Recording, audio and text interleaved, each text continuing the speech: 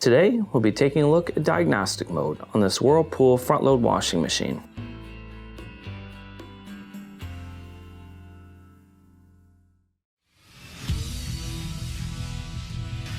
Be sure to visit ApplianceVideo.com, where you will find thousands of repair videos on the latest technology. And for a limited time, you can save big on an annual membership and take advantage of all of our premium benefits. ApplianceVideo.com. Do it right the first time. To enter Diagnostics, there's a certain sequence of buttons you'll have to press, but first we need to make sure the washing machine is in standby mode. To do this, go ahead and just power it on and then power it off. And then we are going to hit a sequence of 3 buttons 3 times in a row. 1, 2, 3, 1, 2, 3, 1, 2, 3.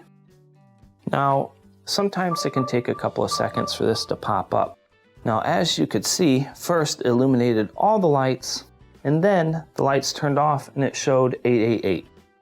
At this point, if there was a saved error code, it would have popped up inside the system. Now, to go further with the error codes, because multiple may be stored, you will press the 3rd key again and again and again to show you the next error code in the sequence of which they popped up.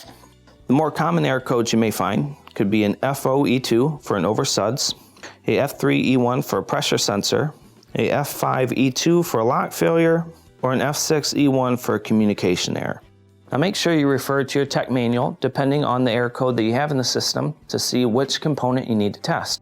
Now when you are done with this portion of diagnostics, go ahead and press power. Sometimes you may have to press it twice. So you'll see, I'm going to do it a few times because the first time I press power, you'll still have these indicators on. Press it again and press it again because we do not want any lights on. Now, let's go back in.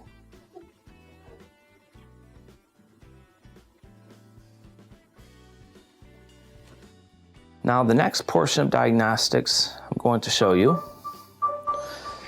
is going to be the HMI test. That's going to be your user interface test. And in order to engage this, we'll press the first button that we pressed.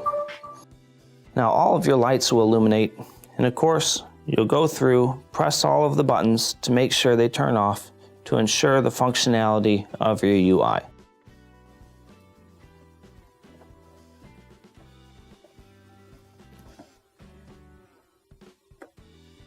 This one will stay on. Just press power again. And again, let's do it twice. And then enter diagnostics again. 1, 2, 3. 1, 2, 3. 1, 2, 3. Now the third portion of diagnostics is going to be your test cycle. And in order to engage this, you're going to press the second button that you use to enter diagnostics. Now on the screen, you'll notice it says 001. This is indicating which step in the test cycle we are at. So this being step 1 would be the cold water valve. If you want to start this portion, you'll press start. Now, in order to go further through the cycle, you'll press the soil button. And you'll see that the indicator will change every time we press the button. You'll want to refer to your tech manual to find out which test corresponds to each number. And at that point, once again, you press start and you can engage it, test out for power, make sure that there's no leaks, etc. Now, if you need to exit the test cycle, you can exit within 10 minutes of just keeping in the cycle, or you can press power twice again.